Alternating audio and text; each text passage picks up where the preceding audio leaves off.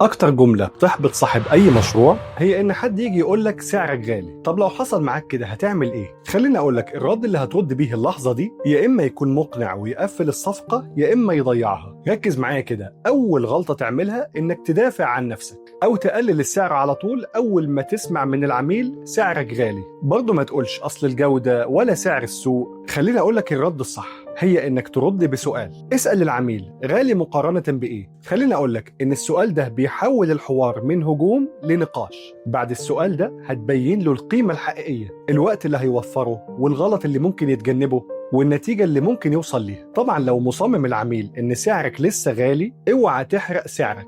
خليك واثق وقول له بهدوء موجود حلول أرخص من ده بس جودة أقل بكتير من اللي أنا بقدمه لك. عايزك دايما تفتكر إن مش كل العملاء لازم يبقوا العملاء بتوعك. في الفيديو اللي جاي هقول لك إمتى تقلل السعر وإمتى تثبت عليه. أنا أحمد طلبة وكل يوم هنتكلم في موقف بيقابل أي صاحب مشروع. تابعني علشان اللي جاي أهم. بالتوفيق.